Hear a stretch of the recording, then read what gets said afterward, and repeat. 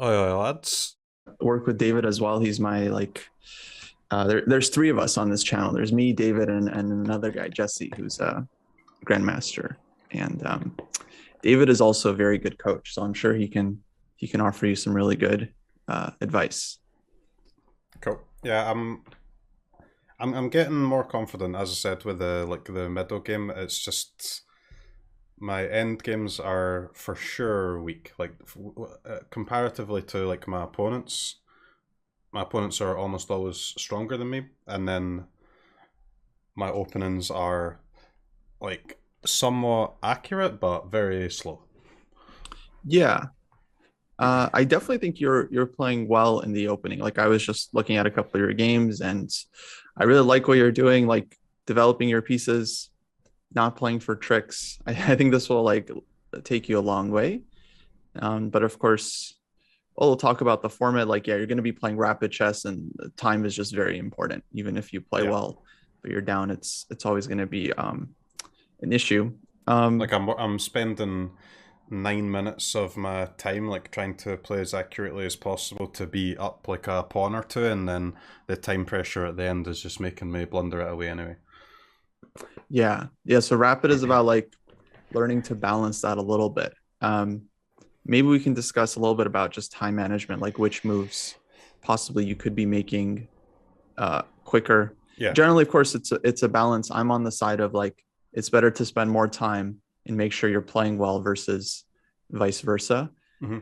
But yeah, there's always a balance. So once you get down to 2 3 minutes, you have to kind of forfeit the want to play perfectly and just try to find the first solid good move you can see. Yeah, I mean, I think if I keep like what it's costing me a lot of time because I'm playing the like Grunfeld and Sicilian, so it's quite hard for me to learn that. But I'm managing to learn it, I think, and I'm getting there. But a bit more practice, and I think once I speed that up, and also once you start adding in the increment, I'm hoping that the time problem will not be too bad. Yeah, yeah, absolutely. Those are good openings, and I mean, any opening, it's like it's always a process. So there are no openings that you can just start playing and you're just like perfect at them from the get go. But if you stick with them and play them consistently, then you'll certainly develop a feel. And I mean, I'm hoping our coaching will help you, you know, past Pogchamps, right? Because you're playing in like 1 week. Yeah. It's not like a ton of time, but I'm hoping like whatever we work on will help you. Hopefully, you continue to play chess after the after the event as I well. definitely will. I know that it doesn't matter how well I do. For sure, I will. Cool. Actually, maybe I could just ask you, like, how did you get into chess? Like, what attracted uh, the game to you?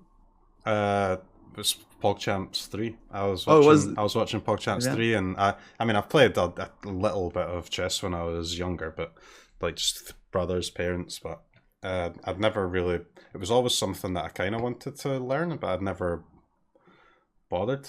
And then I was watching Pogchamps 3. It was really fun, interesting, and then I just downloaded chess.com on my phone and started playing like a month or two ago. Oh wow. Oh, very cool. Awesome. And how do you like normally work on your chess? I know you're playing a lot of games, doing puzzles. What's like a typical day of chess look like for you? Um, well, for the last like week or so since I found out I was playing in PogChamps, I've been playing like 4 hours a day, I would say, and maybe I'd do two, This three, is four great puzzle rushes at banter. the start, It really and is. then a little bit of traditional puzzles, some games, and then I've been doing some of the just the lessons that are on chess.com, like especially for things that I know I'm like weak at. So that would be Endgames. I'm pretty weak against like gambits from white as well. But Hmm. I spoke a lot with Daniel about that yesterday, so I think I've got that somewhat covered now. So it's mostly just puzzles, games, and then a little bit of lessons if there's something that I know I need to improve vastly. Great. Cool, cool. Well, let's why don't we analyze your game that you just played? Yep. Start with that. I have an analysis board going here. I'll send you the link in Discord. you should be able to just join from the link. And then let me try to bring up your game.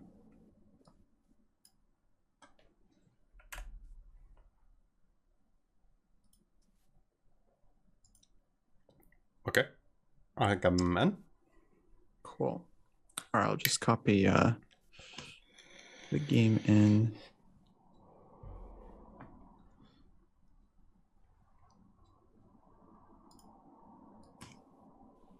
Okay.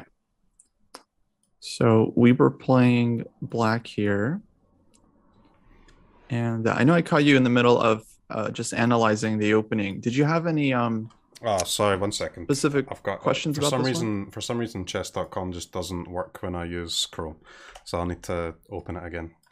Oh, This yeah, no link, worries. give me 1 sec. Yeah.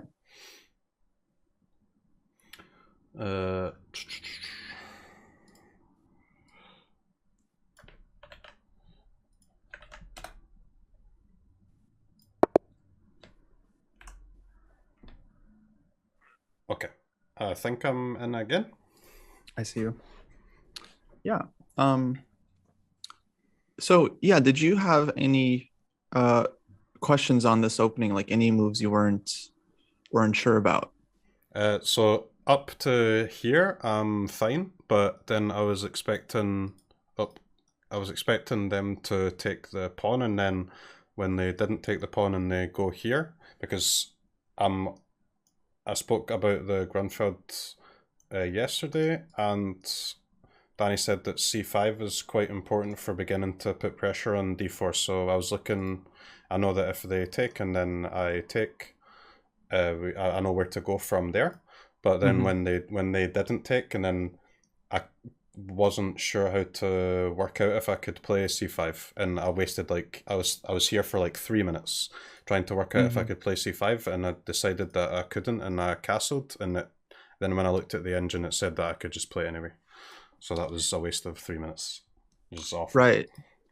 Yeah, it's especially like, yeah, if we spend a lot of time, we don't play the move, then it's like, right, you could have just castled very quickly and been fine. But let's discuss this move, because this is going to happen, a lot. Like Yeah. people are just going to make not necessarily random moves. I wouldn't say b3 is a random move. To me, it's like very logical. You're attacking the pawn, they defend the pawn. Yep. Like it's definitely not the best move according to theory, but it certainly has some sense to it. Let's talk just a little bit about, like the goal of the opening. It's generally just to get our pieces out, get our king castled safely, and to fight for the center. So that's kind of exactly what you're doing with this d5 move. You're fighting for squares in the center, and you're already ready to castle. So what is the idea just generally behind playing c5? What would you say? Well, it's because of their d4 pawn. I'm trying to put pressure on d4 with c5, and also it lets me bring my knight out. I've got the bishop looking at that, and they can't take, because if they do, then hopefully this knight's out of the way, and then I'm able to come in and sometimes get a fork here. Right. Yeah. So you're absolutely right. I mean, basically, you're putting pressure on their center. The move also kind of lines up nicely with the rest of your pieces because, yeah, it coordinates with your bishop that wants to just do work on this diagonal. So then, okay, like we understand the idea. Then it comes down to just like the move by move calculation. So let me ask, what kind of discouraged you from playing this move? Because it definitely looks like a really natural one. Because I thought that they could just take it basically, and then I have nowhere to go really. Like I can take back here, I can push the pawn forward, and it's because this knight is kind of preventing me coming in as well. So I'm not sure. I'm not sure why I didn't do it. I'm not sure why I spent 3 minutes on it, but I was just scared of, because I know that when they take my d pawn with their c pawn, like it's relatively safe for me to go here, because then my bishop can get in for this pin, but my knight's blocking my bishop, so then I was thinking that they could just take this for free, essentially. Gotcha. Yeah, that makes sense. Well, let's take a look at it. Let's say you did play c5 and they did take. Let's just talk about like possible follow-ups to this move, because this move often is, let's call it like a pseudo pawn sacrifice or a temporary sacrifice, because I think you will get the pawn back if you kind of like follow up accurately, but it requires, let's say, finding some key ideas. So some moves that often work, they're not going to work necessarily 100% of the time white takes on c5, but like typical ideas, number one is to bring the queen out to a5. Mm-hmm. So let's just take a look at this one. Here, the point is, all right, you're attacking the knight. That's kind of your biggest threat, but you're also attacking the pawn and just wanting to win back the pawn with your queen, where you've equalized the material and you've kind of achieved your goal, which is to open up this bishop on the long diagonal. And yeah, long term, you're going to be looking to get the knight out of the way, maybe actively with knight e4 and opening it up. I would say, let's say the safest move for white here is bishop d2, like defending the knight and also getting white out of this pin. Let's say, for example, white played bishop b2. Are you familiar with what a pin is? Yeah. Okay, cool. So basically, knight is pinned here to the king, and this is where black would want to put more pressure on this knight. So let me throw it to you. What move could black find here that puts a lot of pressure on this knight? Knight to e4? Exactly right. Yeah, absolutely. And not only are we attacking with our knight, we've also opened up our bishop. All of a sudden, it's actually big problems for white after this move, because now we have three attackers, queen, knight, and bishop. White only has one defender, and white has one move to add two defenders to the knight, which is very hard to do. So already here, I think we're winning the piece. Maybe we could take a look at it just to confirm, but let's say white defends, then we're taking once, and we're taking the second time. And if white wants to give the rook, we're fine with that. And in the end, we've ended up with pretty much extra rook in the position, two minor pieces each, one queen each, but two rooks versus one. So this is clear. This knight e4 idea can be very strong. But let's say they go bishop d2. Now knight e4 is not going to work as well, because what can white do here? They can take the knight with their c knight. Yeah, simply take, and we don't have any time to grab the rook because our own queen is hanging. So this would actually be very bad for black. Bad. So on bishop d2, I would say, well, now we can, let's say, execute our second threat, which is just to win back the pawn. And you've kind of, let's say, justified your c5 push. We still have d5 defended, so if white goes c takes d5, we can recapture this one.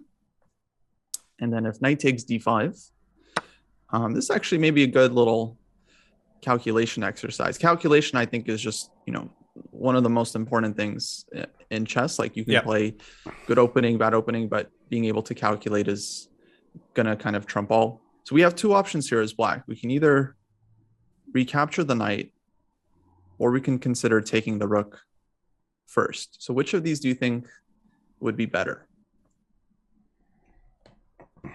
Well, if we take the rook, they can take back with the queen, and they're threatening our rook again.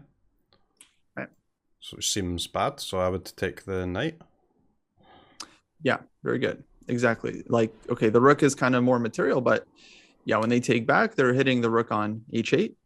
If we could take this one, and then let's say take on d5, and then white didn't have anything here, that would be great. We're up material, but of course, rook is hanging. So yeah, just queen takes d5. We recapture this one, and yeah, I would say our position looks totally fine. Bishop is open. We can castle next move. You can get your knight out, actively to c6. Other bishop can develop as well. Rooks come to the center, and yeah, once we get all of our pieces out, we're definitely going to be quite happy here as black. Any questions on this? No, that seems fine. Cool. So I'm not really sure why to be honest, I'm not really sure why I decided that c5 was not playable, but I guess I just calculated all that wrong. It seems like it's as simple as that, I guess. No, I mean, if they're taking a pawn and you don't see exactly what you're getting for it, then it's not really a move you should make, in my opinion, right? Like if you're not sure like why you're giving up a pawn in the first place. I didn't even know that like queen a5 was an option here, I guess. So that's knowing that is good. Yeah, well, right. I mean, chess is definitely a game of like ideas, and I would say like pattern recognition is very important. And this is one of those things. It's like once you see it, and once you have someone like tell you like, all right, look for queen a5 to justify, it becomes a lot easier. Now it's like, let's say we switch the position up a little bit. Let's say white plays e3, which is also, I would say, very common move. And we try c5 here as black. White takes. Then hopefully next time you're consider this move as well. Now it doesn't seem as strong because the knight on c3 is defended. White hasn't moved their b pawn. But if we just take a look at this one, it's very difficult for white to defend this pawn anyway. Basically, no pieces can really get to it. Now, white can take this pawn on d5. They could bring the queen out there, could they not? To d4? Oh, good point. Honestly, I didn't even notice this move. All right, queen d4. That defends the pawn. Let's think about how we would continue here as black. What would you want to do?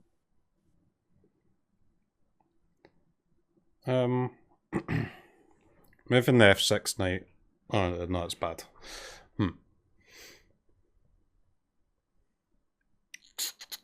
Could go c6 with our knight.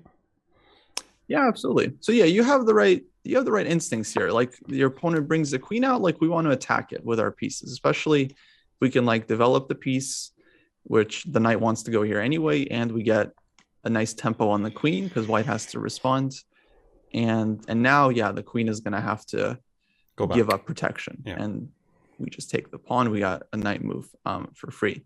Now, we could have done, let's say, this one as well, because we defend the bishop. Ah, right. Yeah, I miss those like knight to the edge moves a lot, just because I've kind of got it drilled into me that generally having the knights on the edge is bad. So that is a good. They can become principle. Easy to miss. Yeah, that's one of those things you'll learn in chess. Like, there's a lot of very useful principles and a lot of situations where like they don't necessarily apply.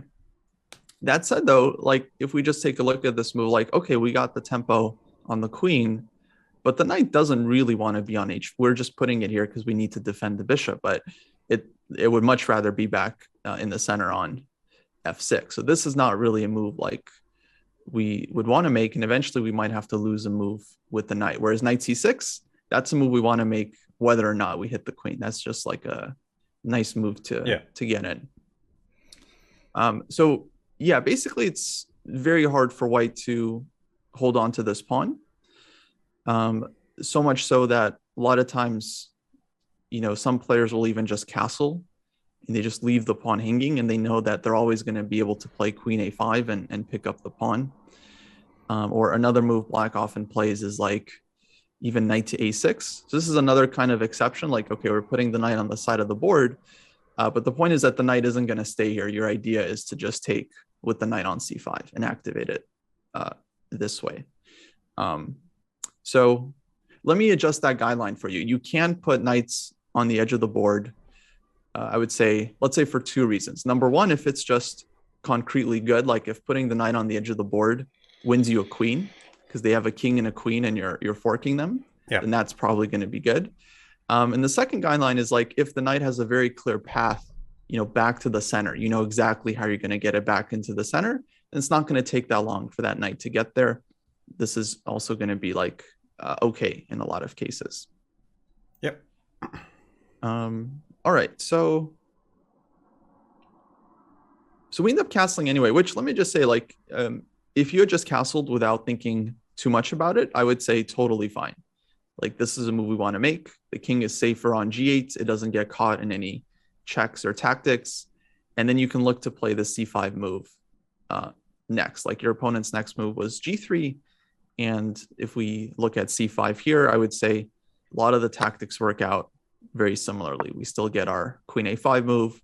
We have ideas to play knight e4 and put pressure on the knight. And yeah, black is still doing. I think the problem totally was fine. that once I calculated not to go c5 on the previous move and I went to castle, then I'd basically calculated c5 as bad, and then their move g3 doesn't really change that at all. So I had basically no intention of going g5 on that move, and it's kind of a snowbally problem once I miscalculate that, because it makes me miss it on this turn as well. Because there's no point in me calculating that again because the board state hasn't really changed. So I'm just going to assume it's bad again, right? I mean, I think that makes sense. And that's probably good for your time management. The worst thing would be to like spend another 2 minutes and then decide like, again, you don't want to play it. So to me, that makes sense. Once you've made the decision once, I think, you should just continue like with what you'd like to do. So knight e4, honestly fine. Takes. White goes knight e5. And now we play c5. I'm presuming because you're trying to undermine the knight. Yeah. Okay, so now still, very good move. White plays bishop b2. Knight c6. So we trade the knights. And white goes bishop g2. And I think I was watching around here. So you were considering this move, queen a5 check. Yep. And take me through your thought process on this one. Well, because I know you decided against it, but what exactly didn't you like here? Well, I didn't like that my pawn was hanging. I was not. I want the reason why I wanted to move the queen out with check was because if they block with the queen, I would be happy to trade, and also I want to get this rook to d8 eventually, or at least one of the rooks, just so that I can sort this pawn structure out in the middle and have either the rook, if once I've went queen to a5, if the queen trades do happen, then the rook will be on like a semi-open file, and if the queen trade does not happen, the rook will be looking at the queen. Okay. But then, I mean, that makes sense. But you're saying you're worried about your e4 pawn? Yes. So if we do go queen a5 check, and let's say white goes queen d2, because otherwise they have to move their king. Let's say we trade this one, king takes d2. So here we would have a move to figure out what we want to do about our pawn on e4. Yeah, I can just block it with a bishop or push my f pawn, right? Yeah, absolutely. Like, let's say, honestly, I think either move makes sense. Let's say f5, just to give yourself kind of like a nice pawn chain. And you still have this really annoying pin on the bishop on b2. So let's say, all right, we're threatening to take this pawn. Let's say white defends it with e3. How would you continue here? I would probably take or just move the rook as planned. Okay. So these are good options.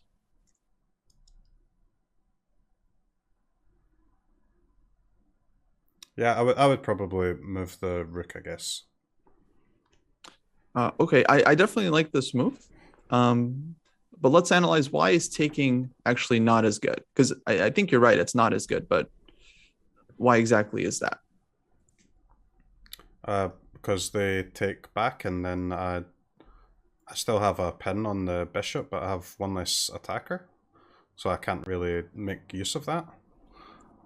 Well, let's say we traded, and then we get our second pawn. It's actually a nice little operation because it's like you traded off one attacker for one defender, but then you get the second C pawn. So it's almost like you didn't lose any attackers. But now white has one less defender on D4. Yeah, so it's actually good. It's not bad. Although I would say, game continues. White probably goes king to E3 and defends this way. And if we continue, let's say, piling up on the pawn, then white can also get their rook in. And let's say maybe white is kind of holding here. So I actually like your rook move better because when you play rook to D8 here, white's king is still like in the way and white doesn't have time to bring anything in because now we're threatening. We got 3 attackers on this one. White only has 2 defenders, the pawn and the bishop. And now it's actually pretty much impossible for white to defend this pawn. So yeah, this looks really nice for black. Looks like we're just going to be taking on D4 here. I don't know, white gets the king out of the way. We can take and we win a nice pawn and then have like a big advantage from there. And then actually just to continue the line, let's say white goes rook to D1 and offers a rook trade. What would be black's options here? Oh, you can take the rook or push c-pawn to defend it. I would probably push the pawn. And why do you like this one better? Because if I take, they take back with their rook and they're on the open file. Yeah, exactly. And if they take here, then you get your pawn to D4 and pawn is really strong in the center. You can advance D3, you can support it with E5. Your pawns in the center are very nicely defended and yeah, I think give black a big advantage. Okay, so that's a very like important point and I'm glad you have this instinct to play C5. Like whenever we consider trades, we always want to see like, can we trade on our terms? Like trade in a way that improves our position. So I'm glad that's pretty natural for you. So, okay, long story short, I think this was very doable. Now we end up taking on D4 right away, and then white takes on E4. So we kind of trade pawns. But I think the key idea here that would have given you like a big advantage, just as in the endgame, like after king takes D2, we could have taken the pawn and then given up on E4.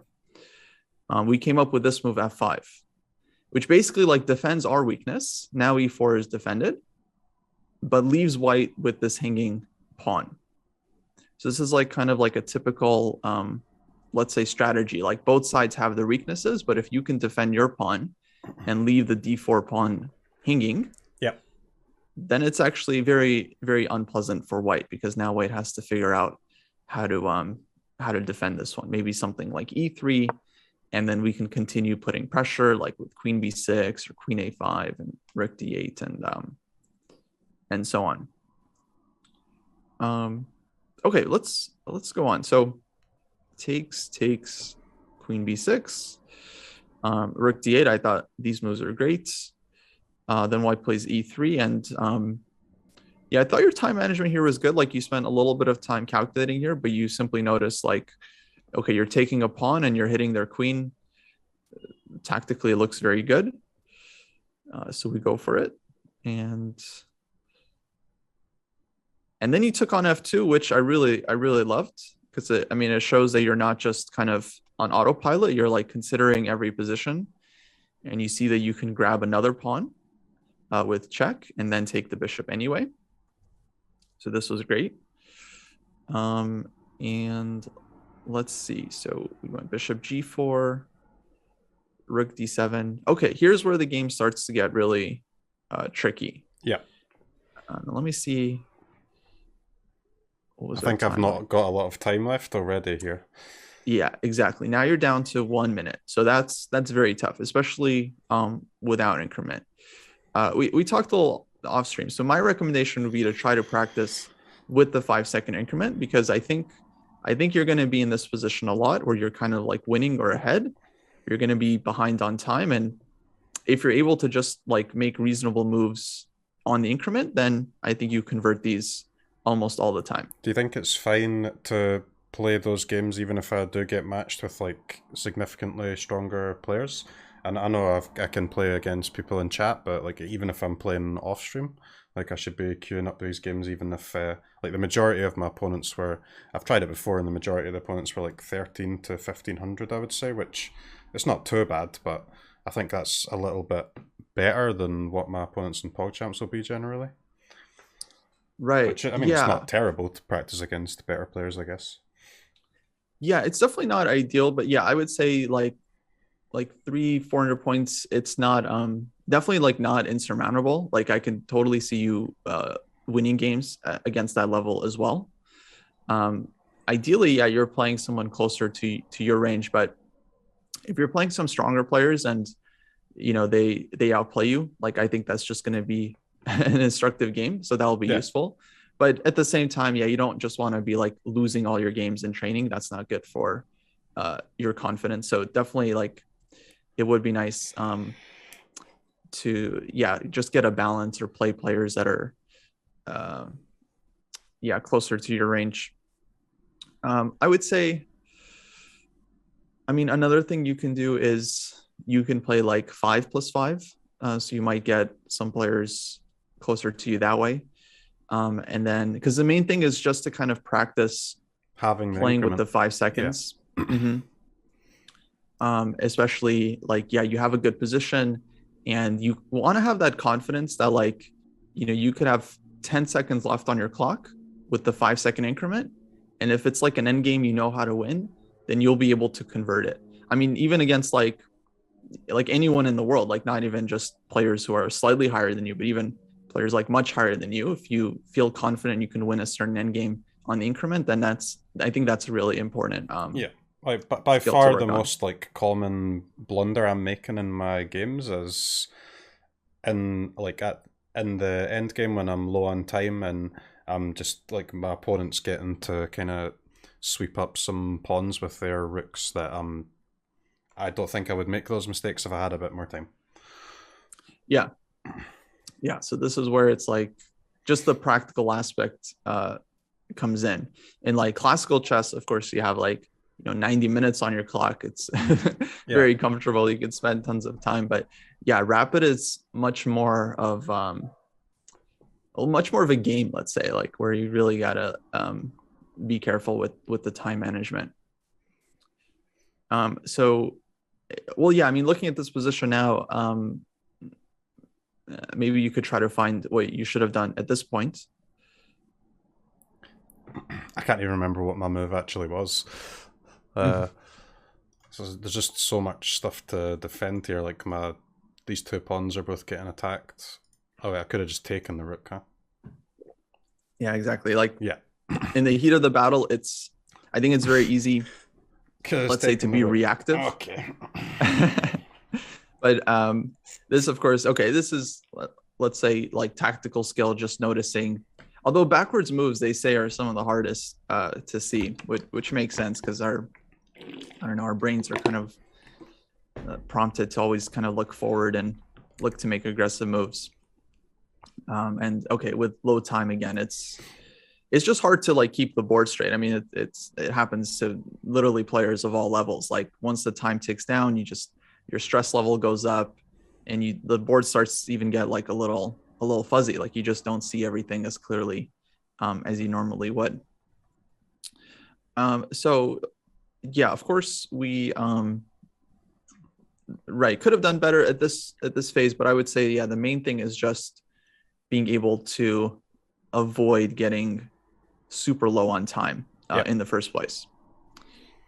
Okay, so let's see. There's a few things I wanted to work with you on. Let me ask you about some end games, if that's cool. Yeah, that's fine. All right. Are we familiar with how to checkmate with a king and a queen against king? Yes. I think. All right.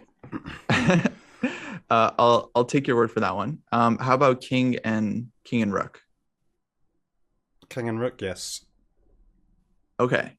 Maybe we could play this one out real quick. Okay. I'll have you It might take me more moves than it needs to, but I think I can get it. Yeah, as long as it's under 50, that's fine. Okay. So you should be able to make moves for white. Okay.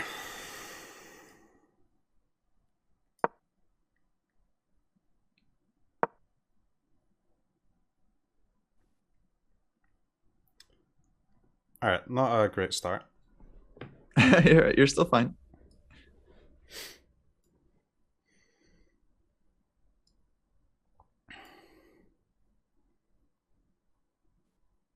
I know conceptually what to do, but like forcing you to do that is a bit harder.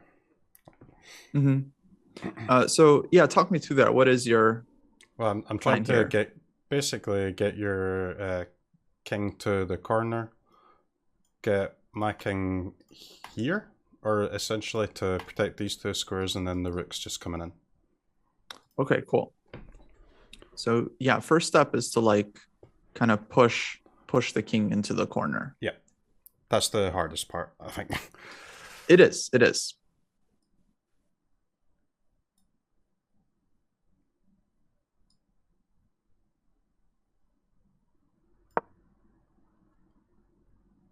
Okay, good. I'll go here.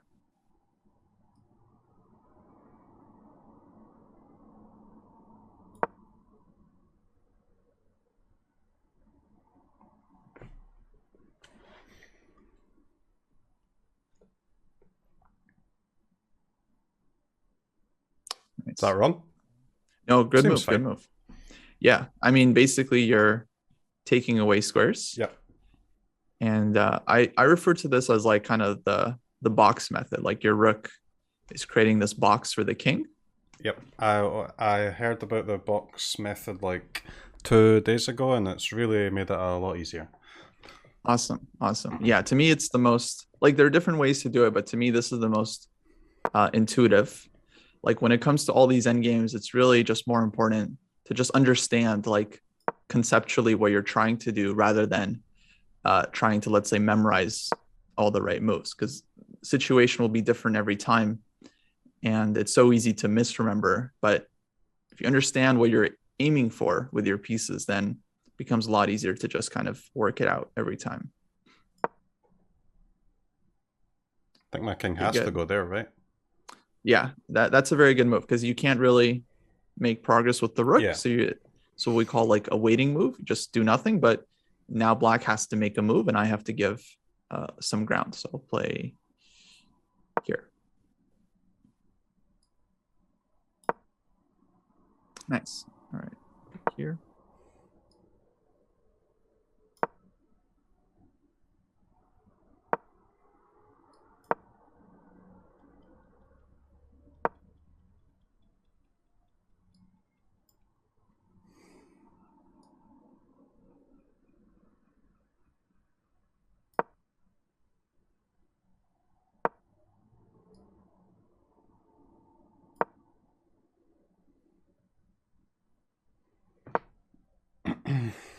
This is where it gets a bit spooky.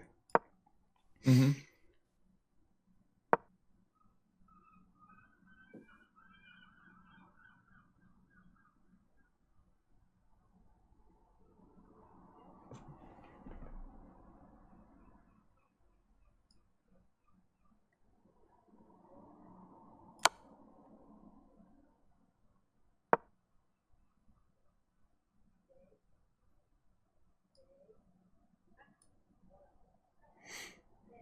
Okay.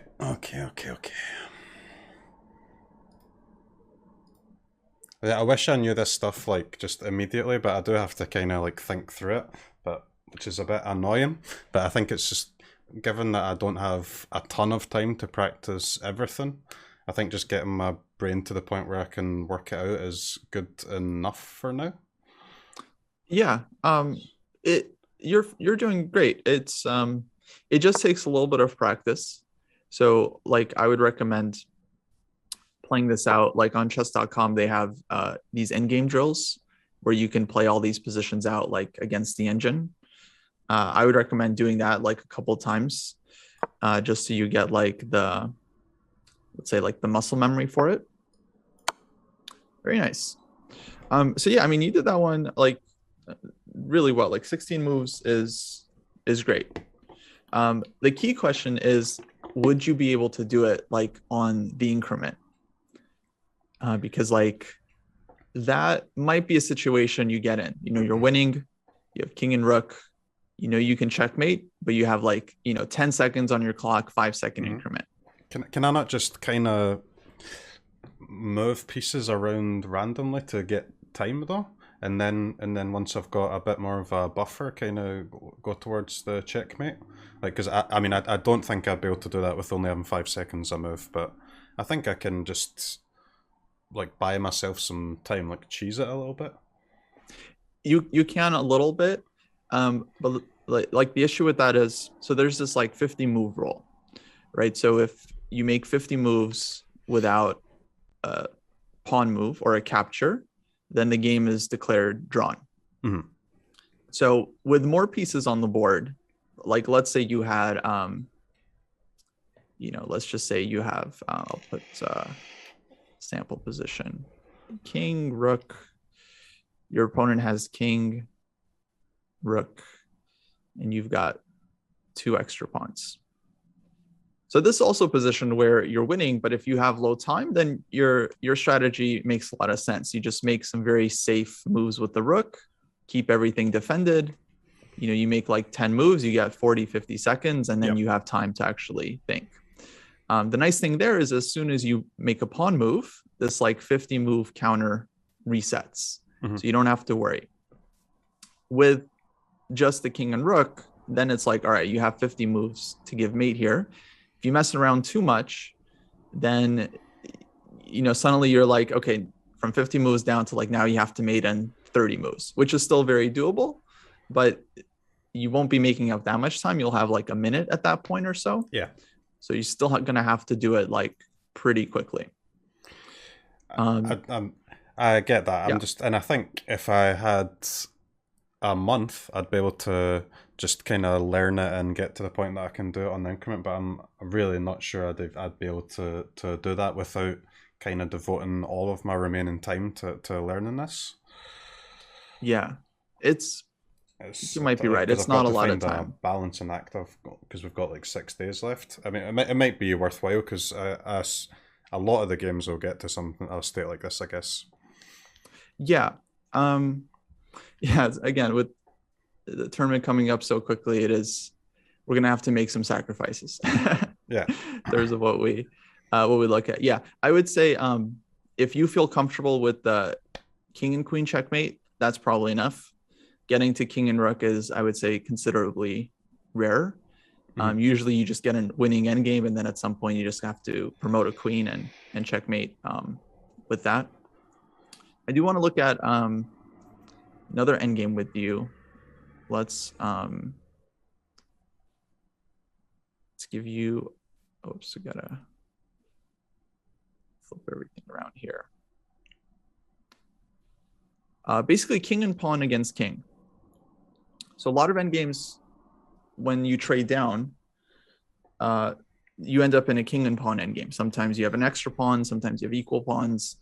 But knowing how to promote your final pawn, let's say, I think another one of these like fundamental skills. And basically what you're doing is you're kind of like building a bridge for yourself. So like, you know how to checkmate with king and queen already.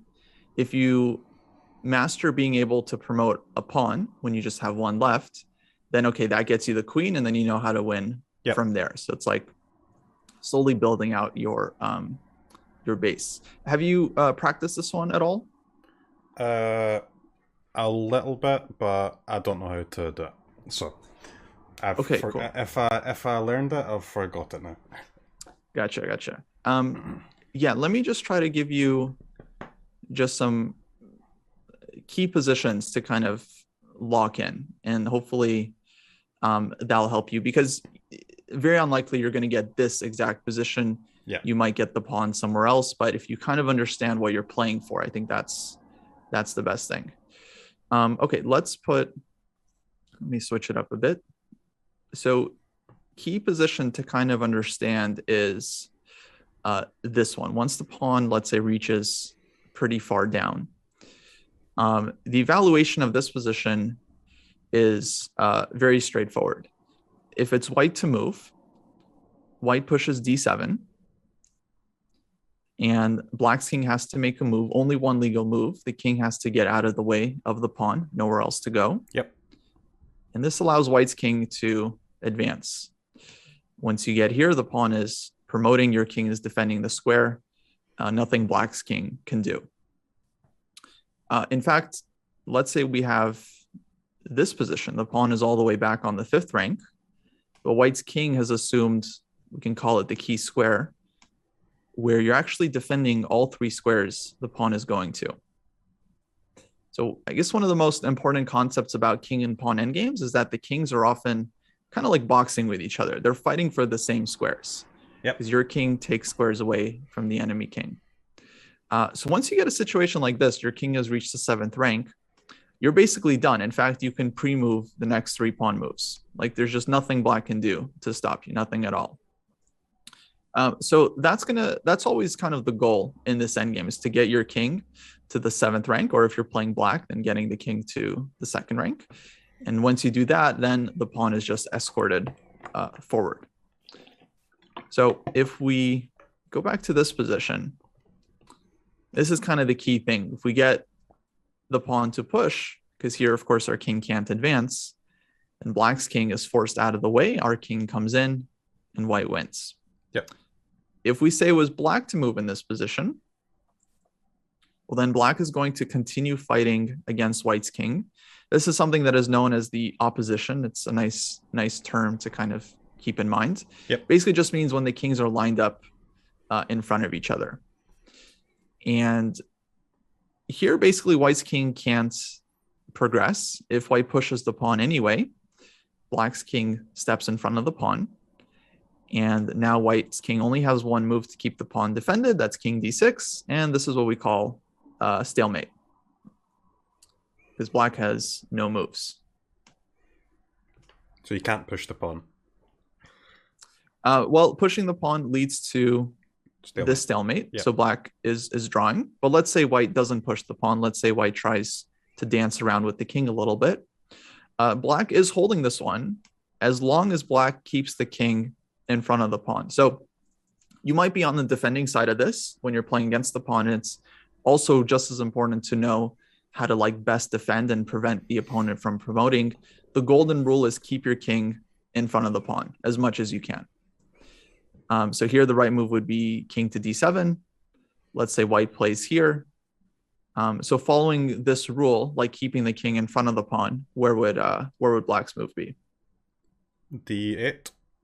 D8, exactly. So this is something that hopefully gets like burned in as an instinct, just keeping the king in front of the pawn.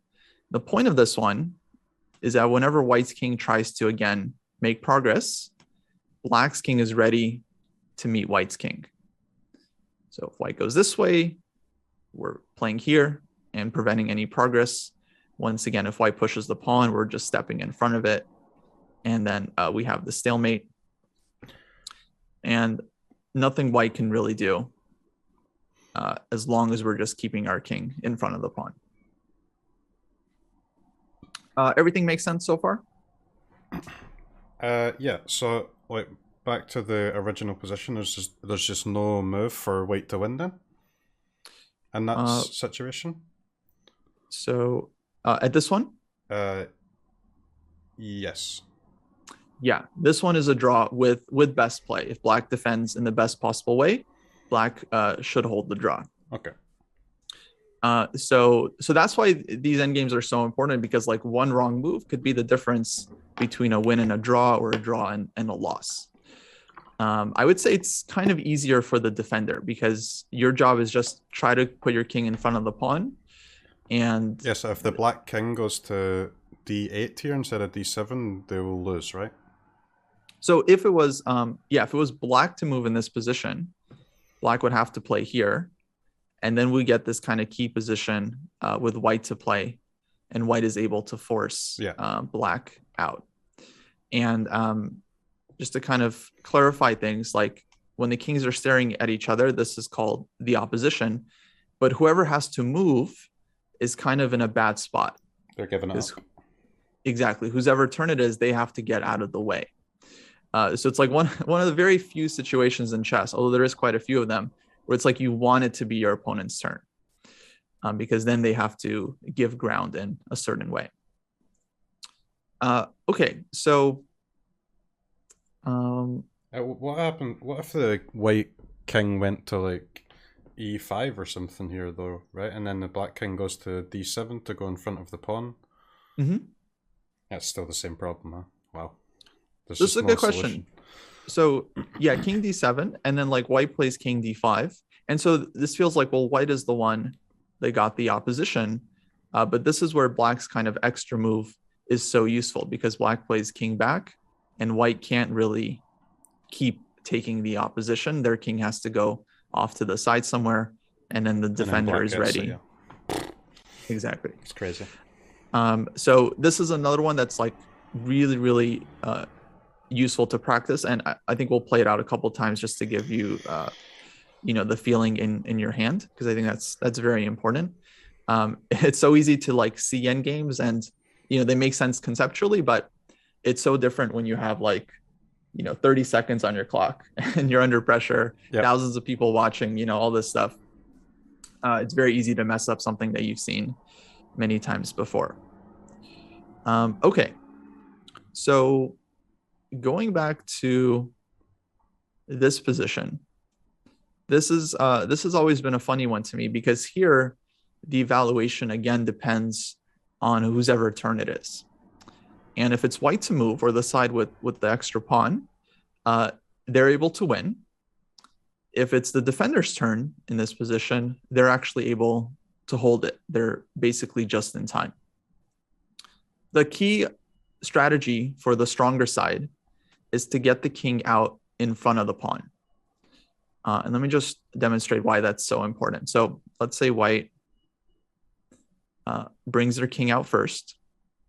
Black should probably just try to advance to get the king up as close as possible. And let's just say, for example, if black was able to just teleport their king to, let's say, something like this, then here black would already be holding pretty much for the same reason as before. It's very hard for white's king to advance. They have to push the pawn. Black's king stays in front of the pawn. And whenever white's king advances, black is ready to take the opposition and prevent white from making any progress. And so if we just play this out, eventually we just get that final position. Black continues just keeping the king in front of the pawn.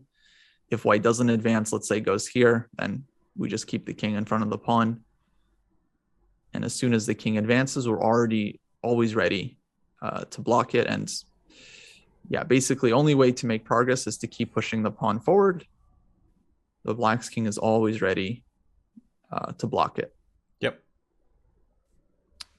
And then finally we get here, and black has taken the opposition. We have the position kind of with the right moves. Okay, so that's why when you're the stronger side, it's really important to try to get the king out in front of the pawn. So let's see the difference here. Let's say black continues moving forward,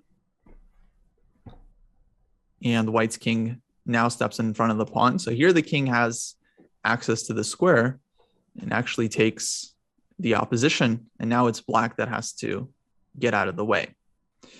And the really nice thing about keeping the pawn behind you, let's say just for some reason, it was white to move in this position and white's king has to get out of the way. Well, white still has this move in reserve. So white would just advance this pawn. And now again, it's black to move, and white is the one that has the opposition. Black's king has to give ground. White's king is able to move forward. So let's see how that actually happens. So king has to choose a side. Let's say king goes here. Then white's king just wants to advance as far as possible. And here, hopefully you're kind of recognizing this pattern where the king is just taking a lot of squares away. Yep. If the king tries to defend this way, then it's pretty much hopeless. The pawn is just moving forward. But the key thing is to keep our king active. So what happens very frequently in these endgames is white continues to push the pawn. This allows black to get back in front of the pawn. And just like that, black is again holding the draw. Because now white's king has no way to advance. So instead, let me throw it to you now. What would be the right move for white in this position? King e6. King e6, exactly right. Just taking more squares with the king. Black's king can't do anything to approach our pawn. Okay, now let's say the king comes here. Can still get a little tricky, because if we continue advancing with our king, which looks very natural, well, then black's king comes back up, and now our pawn can't advance, and black is starting to just play here and take the pawn. So white would have to come back, say, oops, excuse me, let me come back here. Black plays this one again, and now white basically has no choice but to advance the pawn. Black can get in front of the pawn, but notice the pawn is not advanced all the way. So what would be the move here for white?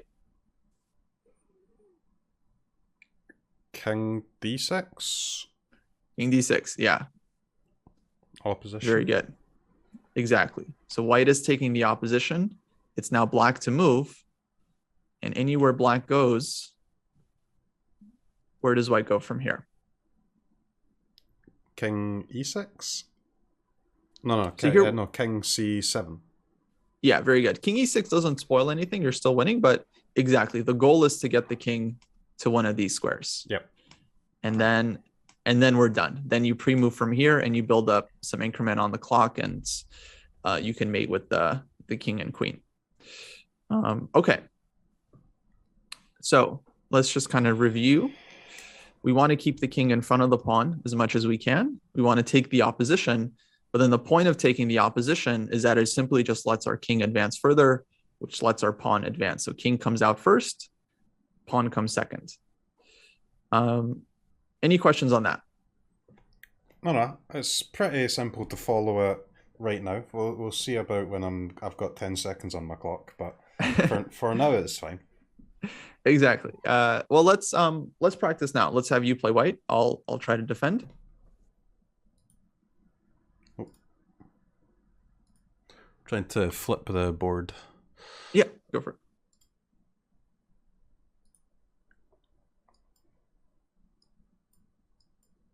I can't move. Oh, I'm sorry. Try again. All right, cool.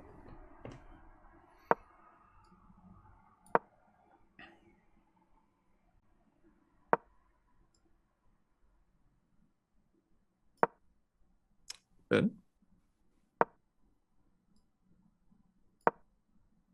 Nice.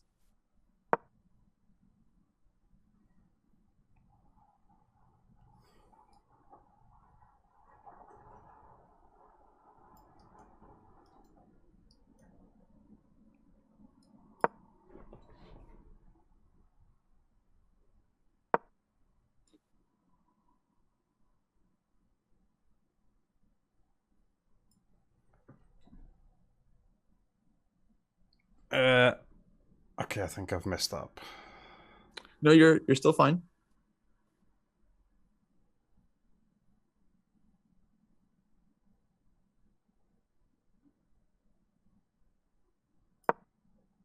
Mm-hmm.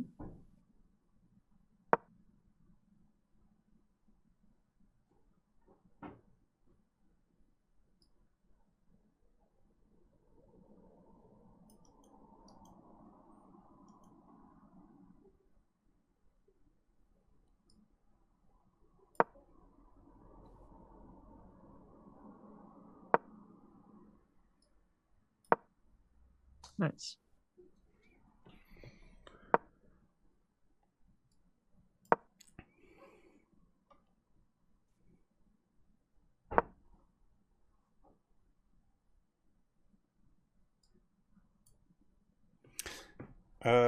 Okay. What do you do here?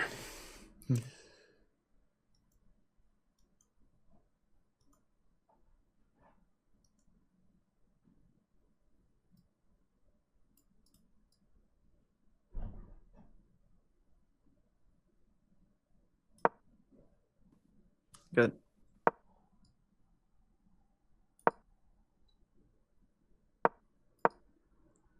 Yeah, that's it, and we're done. Very Okay. nice. So you're winning the whole time. I know you were a little bit, let's say, unsure at some of these moments, but that's fine. The important thing is just to, think about it. Try not so much to, let's say, remember like, oh, what's the move supposed to be, but rather like Yeah, I think just I'd rather trying like to be able to understand. kind of work it out, you know. Exactly. Okay, very good.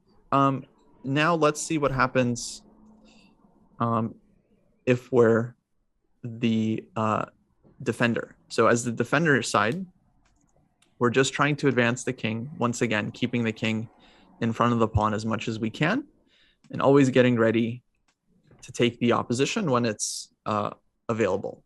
Yep. That's pretty much all you need to know. So let me just have you play black. And So basically, as black, this is like completely lost, and I'm just trying to take advantage of a mistake. it's actually with black to move here, it is drawn with best play. Okay.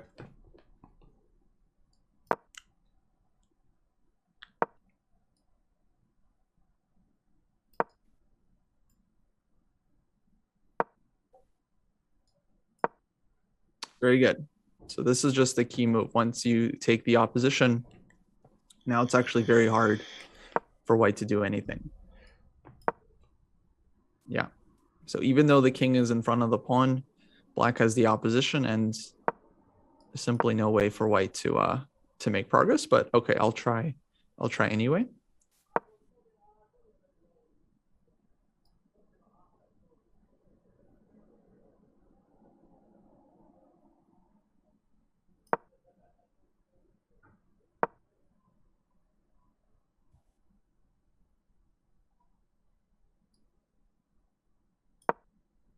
Mm-hmm.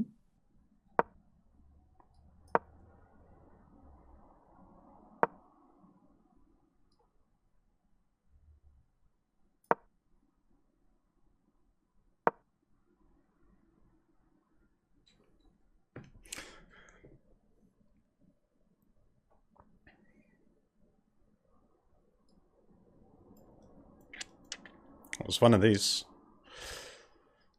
Mm-hmm. I guess. Yeah.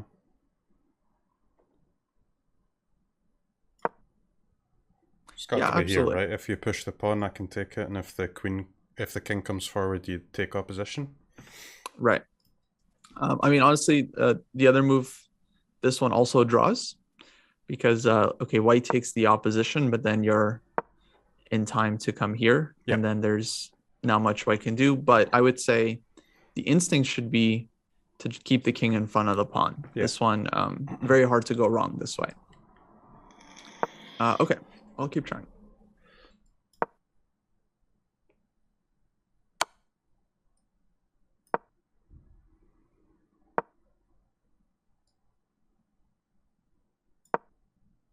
Yeah.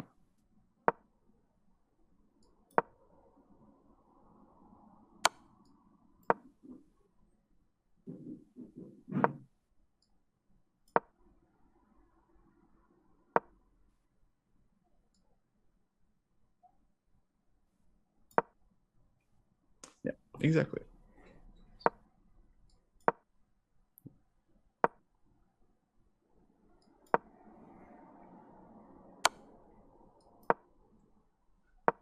Yeah, well done.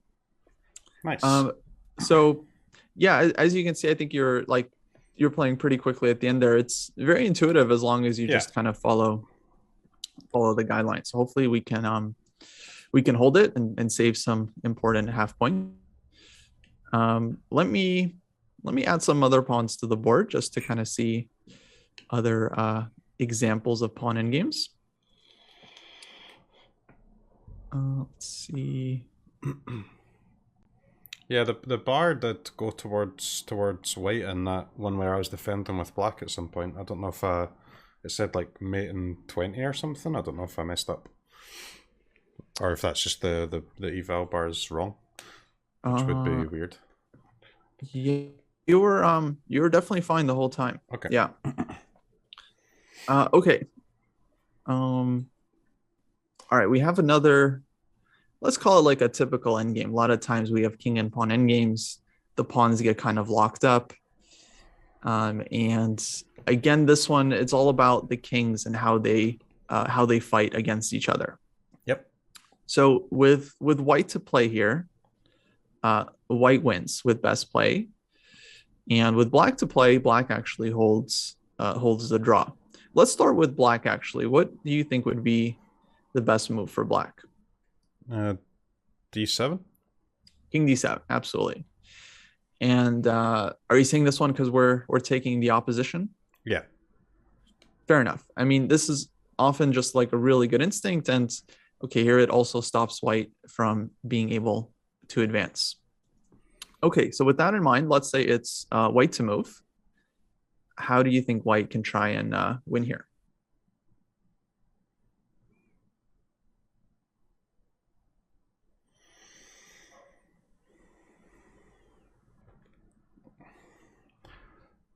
King C6. King C6, very good.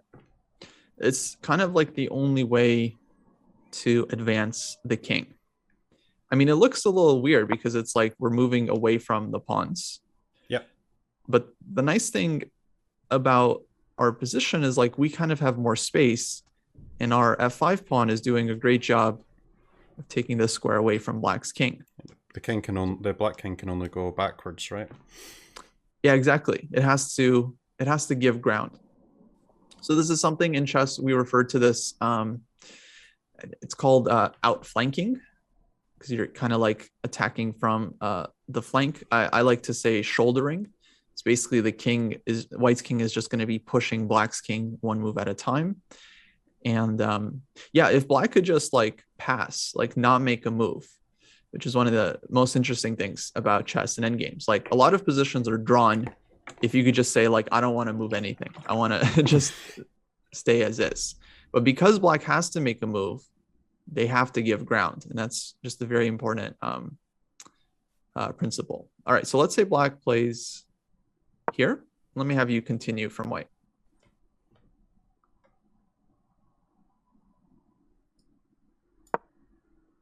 Right. Now the king comes in, and once again, got to make a move.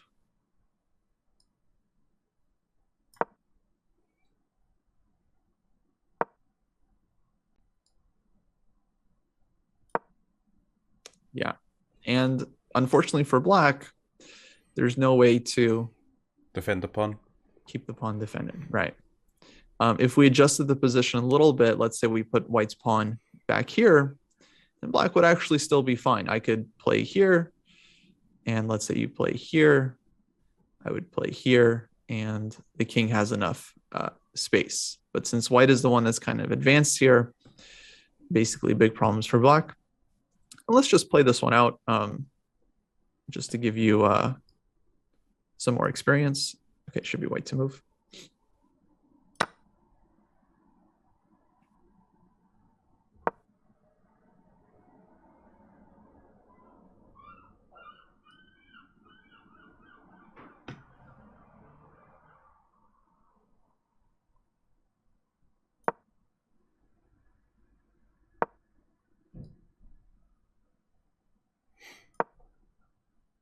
Mm-hmm.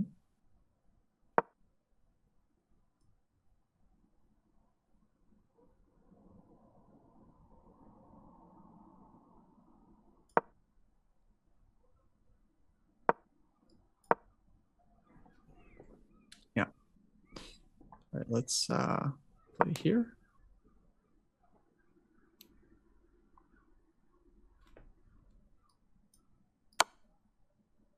Okay, cool. And let's try to find the fastest mate. Nice. Beautiful. Also good was this one. Kind of pretty. Okay, so what we have here, or if we go back to the starting position, so this is kind of classic example of when having a more active king actually decides the game for white, even though it's equal material. Yep. Just having the more active king is actually a winning advantage. So actually, I'll show you a game. This is actually just played yesterday. We had like a a sub battle, and there's a very nice endgame one. It seemed almost out of nowhere, but I thought it was pretty instructive. Basically, it was, actually, it's not the exact position, but close enough. We had some position like this, and it was black to play. And black gives this check on g5 with the rook. And what white did was very smart. They responded with rook f5. And so what's the idea here? Well, white is now forcing a trade of rooks because the rook is pinned. Yep. And okay, black can try to get out of the pin, but then white is in time to trade rooks. And how would you evaluate this position? Seems like easy win for white. Easy win, exactly, yeah, because our king is just closer to the pawns and game over. And so this is like, let's say, a typical example of when, if you feel comfortable with king and pawn in games and you're able to evaluate them, and usually you can evaluate them based on the kings themselves, like whose king is more active, or if someone has a passed pawn, that's also going to be very important. This is one of the most important things about the endgame, is just understanding like who's doing better in the king and pawn endgame. And if you have a good king and pawn endgame, then your goal should be to like try to trade the last pieces, get to just the kings, and you can win from there. So in that end game there, like before the black rook goes to g5, does black have any way to fight there in this? Oh, absolutely. Yeah, good question. So black definitely can fight on in this endgame and has much better chances with the rooks on the board. It's just like a more dynamic position. And well, yeah, let me ask you, what do you think would be better for black? I would just start trying to go after the pawns, so g3, a1, something like that. Very good. I would say one of these moves is good, and the other one is definitely less good. Maybe you could try to figure out the difference.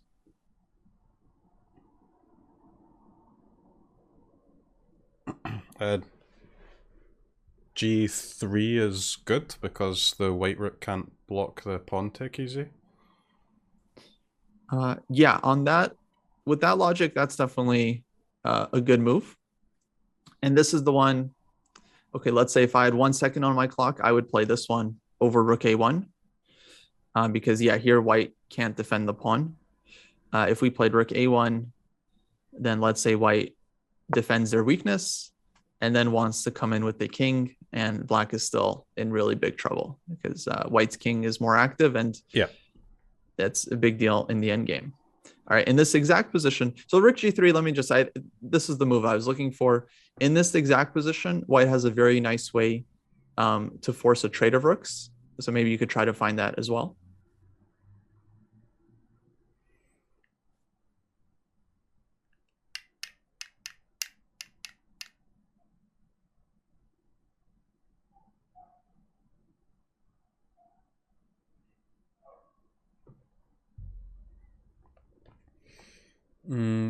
This is f5 check. So if you play rook f5, you're happy if black blocks, but let's say they move their king out of the way, we don't get the rook trade. But there is a way to force it, meaning with checks.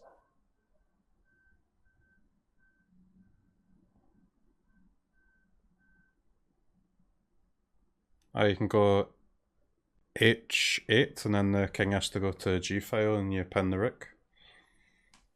Yeah, exactly. So here white has this very nice idea, rook h8 check. Now, usually I'm not a fan of like random checks because often they just help the pieces get to where they want to go. But here, white is the one that gets to trade rooks, and then white is very happy because the king ends up more active in the end. So that means that a1 is better than for the black rook in the original spot? I guess, yeah, like given that we desperately don't want to trade rooks, technically a1 would be better. Though let's say black is in big trouble regardless, but maybe this is a slightly better try because at least you keep the rooks on the board. And then maybe if I was playing this position as black, I would try something like this to at least prevent white's king from being able to enter. But okay, game continues. White still has much better chances here, but at least it's not trivial for white, like, which from the defender's point of view, it's kind of the best you're going to get is a situation where at least, like white can't just like pre-move their way to winning the game by taking everything. So better, much better than everything else. Okay. On that note, I saw you were analyzing an endgame, I think a little bit earlier. And I remember you were asking about how you would kind of play it out. So maybe it would be interesting to talk about. Yeah, like how are we doing on where I'm time, sitting by the my way? rooks is a big problem because Yeah. I think my opponents are using their endgame rooks better than I am. Okay, cool. Yeah, definitely like very important kind of thing to understand. I don't think I have the exact position, but it was something like this. You had like an extra knight.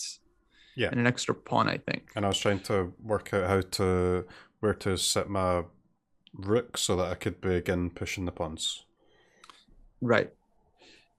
So, well, let's just say having an extra piece in the endgame, huge advantage.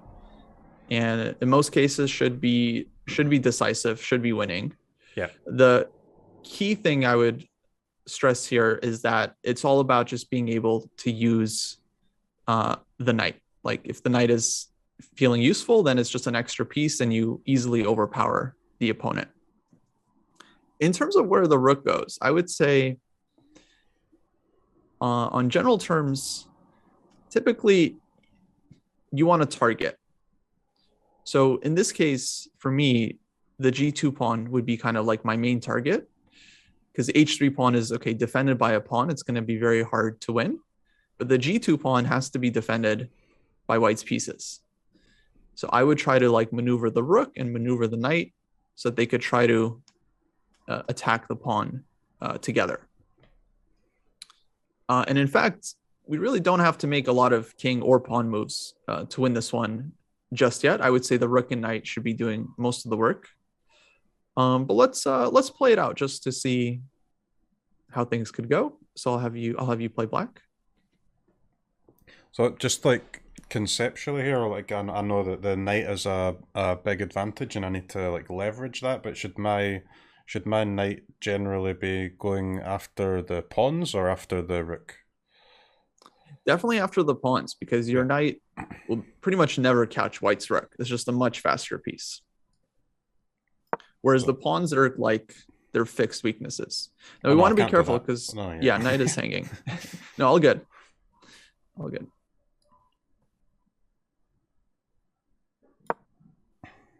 Mm-hmm. Okay, so I'll try to defend. I'll give check. Don't hang a piece. It's a good plan. Mm-hmm.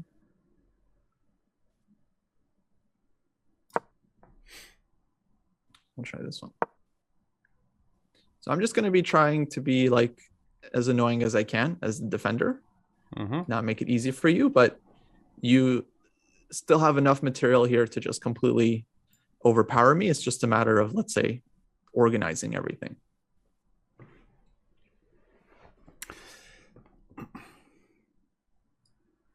Well, here I would just start bringing the king over. Okay.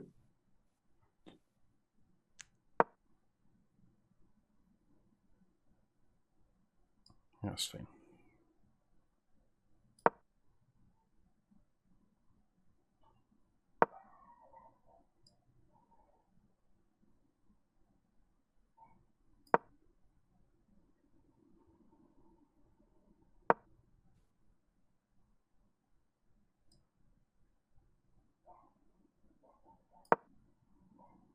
Okay, very good.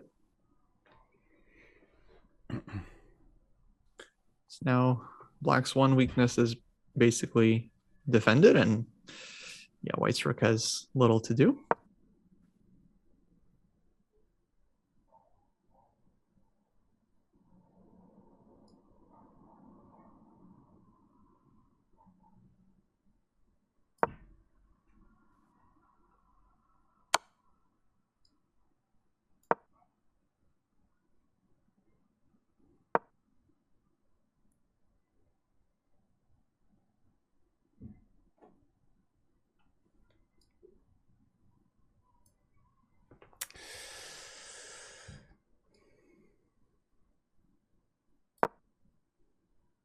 Nice.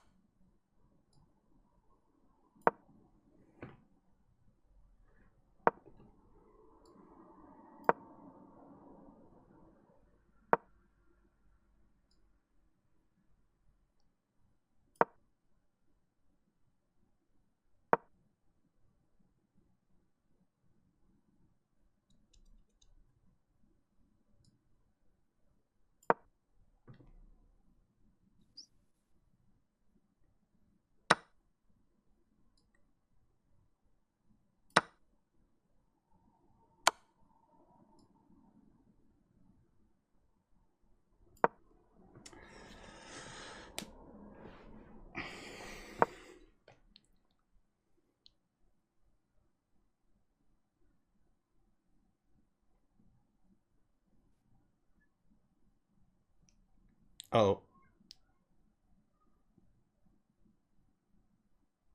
Hmm.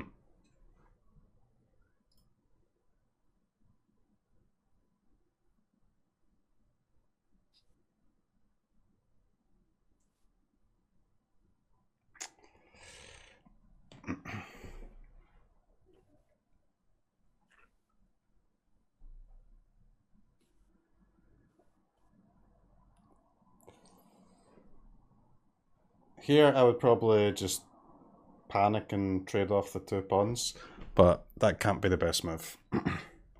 Yeah, you're still definitely winning, even if you lose one pawn, but you manage to hold on to your last pawn, then you're still winning. But yeah, the kind of like typical situation, things go slightly wrong. Like you weren't expecting this move from your opponent. Very important to like try to keep the composure and recognize you're still winning. It might be a little bit harder than before, but um, I can go all a knight matter of g5, right? calculation. I like knight g5, If and you then if take, I have takes, a fork. beautiful, absolutely winning. Yeah, very nice. But, okay, I'm not gonna make it easy for you.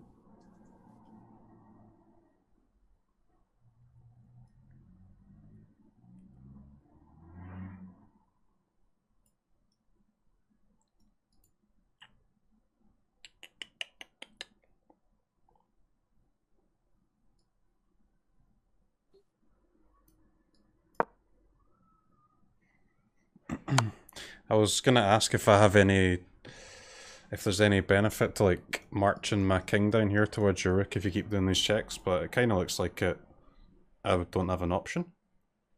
That's right. Yeah, if But yeah, I rook have is to, being right? pesky, you pretty much have to.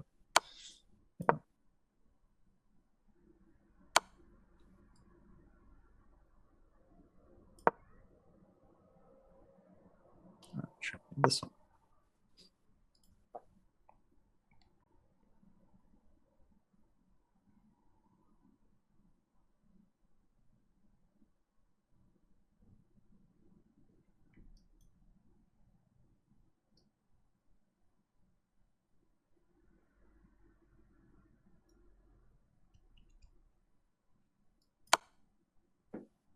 Good.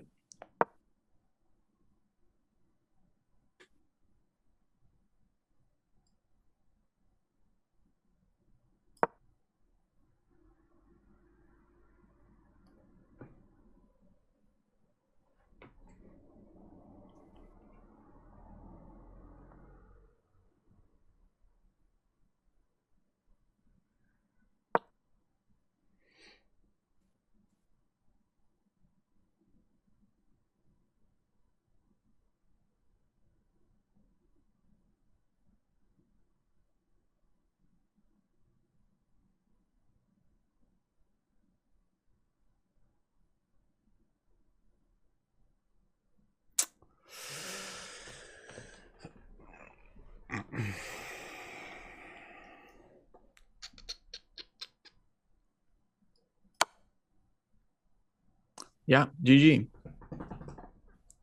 Okay, I was looking bad for a second there. If I don't go for checkmate there, like there's no way to save that, right? I was so concerned about this double attack that I forgot um, to look for checkmate. yeah, let's take a look. So, yeah, at this point, it's kind of interesting. I mean, the rook and pawns, they can combine and deliver mate. This one would also be good Yeah, I with was the thinking same about that. idea. Basically, like on king h1, you got to give the back rank mates. If we go back to this moment, so you played it absolutely fine. You're again winning the whole way. Like I never had any realistic chances. But I'll just show you a couple of ideas like to keep in mind. Here, okay, we had kind of a nice way to win with knight f3 check. Again, using the pin on the g pawn. And the point here is that it's actually the knight that's taking away some key escape squares. So the rook again combines to give a nice mate. But if we go back earlier, let's say one of the easier ways. Yeah, at this moment we were thinking a bit. So you found nice like tactical defense with knight g5 and then this knight f3 check. Another one would have been actually to use the pawn. I think you mentioned this one as a way of trading, but actually, since white's pawn is pinned on the second rank, you're just winning this one. Oh, right, White yeah. white just can't take it. So this would have been good as well. And here we're actually threatening to mate in two with rook takes pawn, king goes to the corner, and then knight will have one of two checks to deliver another mate. But let's go back a bit. As we put a lot of work in like moving the pawns forward and trying to like bring everything closer. Let's say, for example, okay, yeah, I made this move because again, I want it to be pesky and I'm pinning the knight. You found one way to unpin, which is to help with the king. The other way would be to find a way to like move the knight so that your rook is defended, meaning putting your rook on a square in advance, let's say Yeah. b3, where now you can make this knight move next. And the problem for white is that, okay, if they trade rooks, then it's really, really hopeless. As more pieces come off, having the extra piece is just so valuable. So let's say white has to get out of the way. I would say the simplest way to win this one is actually like use the rook and the knight to attack this g pawn and just force white to defend it. So let's say we get something like this. Rook comes here. White tries to defend. Knight comes here. And rook g1. So this is where your like knowledge and practice of king and pawn in games can really make your life much easier. And Because a lot I of should just players, trade these two pieces for the pawn and the rook. exactly. Okay. I mean, like the engine might not approve, the computer might not think this is best, but when you're down to like 10 seconds, simplifying in this way is, I think, a very practical strategy. Because now you've got two extra pawns. You already know how to win, let's say, with if you just have one extra pawn. With two extra pawns, these endgames are really trivial. Win, yeah. And it's also like we can also consider this almost like a pre-move win. Like there's very little white can do to mess with you. Your king advances, your pawns advance, and at a certain point, you know, you'll have to calculate a little bit just to make sure that your pawn is promoting. But it's essentially very simple. Actually, one of my favorite examples when it comes to teaching is, let's say we just play this out kind of like the normal king and pawn versus king endgame. And let's say we come here and then we do this. And so normally this position would be a draw if there were no other pieces or pawns on the board. But since you have this pawn, you don't even need it to like help, like by advancing it, you just need it to pass the move to the opponent. Yep. So it's like a very, very simple win. And in fact, if the pawn was on the G file, it wouldn't really help your initial pawn at all, except you can use it as like a waiting move, and then white's king would have to get out of the way, and then our pawn promotes. Yeah. So knowing that, like, yeah, so like if we feel confident with this one, then this is like a really practical strategy, especially when we're low on time, because yeah, you don't need 5 seconds per move here. You just advance the king, advance the pawns, and you win easily. Whereas the other way, if like we're playing this position and we're trying to like pre-move with king f6 and g5, your opponent might take advantage of this and play some move like rook to b1. You know, once they recognize that you're pre-moving, they make this move. You've already pre-moved g-pawn, and then they take your rook, and all of a sudden we're worse. Or even if they're not devious about it, you know, they might hang their rook by accident, which happens a lot in time scrambles. Someone plays rook b8 here just by accident. They're just trying to make a quick move. Then you also make a quick move, and then they're like, oh, it looks like my lucky day. I get to take the rook. Happens all the time. So this is the nice thing about simplifying, is that you really make your life easier. Okay, so how are we doing on time? Yeah, not too bad. Okay, cool. I don't want to work you too hard here. I feel like we looked at a lot of stuff. Do you have any questions for me on anything? No. I think it's. I mean, I've followed everything that you've said. I hope I will. Whether I retain it all or not, we'll see. But I understand all the concepts. Cool. Glad to hear. I guess. All right. Some final parting words. Yeah. Try to practice as much as you can. Chess.com/drills has a lot of these end games that you can play it out against the engine, which I think is really good practice. We haven't talked too much about tactics, but those are pretty straightforward. Try to do a lot of puzzles leading up to the event to get yourself kind of like warmed up and in the zone.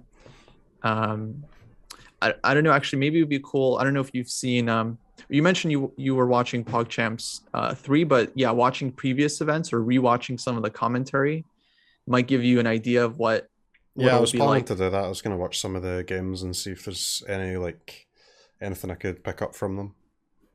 Yeah, I think that would be a great idea. And you'll see, like, you know, a lot of the typical mistakes players make under time pressure. Very hard to avoid those ourselves, but hopefully we can learn from them and kind of use that experience. I'm pretty sure some of your opponents probably played in previous events as well, so you could watch. Yeah, I think there's a few people that are coming back again. Cool. Yeah, I'd be happy to discuss your opponents with you maybe off stream. I feel a little weird discussing them on stream. Okay. I've got my opponents now, and I know who I'm playing against, so that would be helpful if you've got any advice. Absolutely. Yeah, I'll be I'm gonna look through their games. I think I looked at one of them already, but yeah, I'll look through their games and see if I can offer specific tips. But I don't think these games are usually won in the opening. I think it almost always just comes down to the middle game, who has the better tactics, who puts their pieces on better squares, and then who's a little bit more composed in the end game and doesn't, you know, do as many have as many accidents. Yeah, that's what I noticed in Pogchamps 3. So I've spent like most of my practice time practicing like middle game stuff, just trying to get I think for the next couple of days I'm going to focus a bit more on the openings and the end games just so that they're solid enough. But I think if I can kind of play better in the middle game, then that'll lead to a lot of wins. Yeah, absolutely. It also might be now the time to start trying to, let's say, speed up a little bit in the opening. Because even with the 5-second increment, like if you have a minute, but it's a complicated position, that's also not easy, even if you're winning, because there's still going to be lots of tactics to figure it out. So main thing there is just try not to fall too far behind. But all right, man, hopefully we get to work again. I'm feeling a lot of pride from helping you and hoping to get you to win, which would be awesome. And thanks very much for your help. It's been good. I think I'm confident with the pawn and king endgame, which definitely was bad. And it's good to be able to, like, when you made me play out the rook and king endgame. I mean, I spent a decent amount of time doing like the queen and king, rook and king, and then I spent like 90 minutes doing 2 bishops and king, which was probably just a waste of time. But it's good to be able to like repeat it a couple of days later and know that I've still remembered it. Yeah, absolutely. I mean, on the 2 bishops, definitely for this weekend, right? Probably not the best use of your time, but I don't want to see 2 bishops ever again. but like hopefully you continue playing chess later on, like when you don't have a tournament, like coming up super fast. Definitely a good end game to master beyond the rook. Because actually it's not too hard, but yeah, now you have to manipulate 2 pieces rather than just the one. Well, cool, man. All right, I guess we'll end it there, but yeah, I'll be in touch. We'll talk to you soon. Yep, thank you, man. Appreciate it. Have a good one. Ecuador!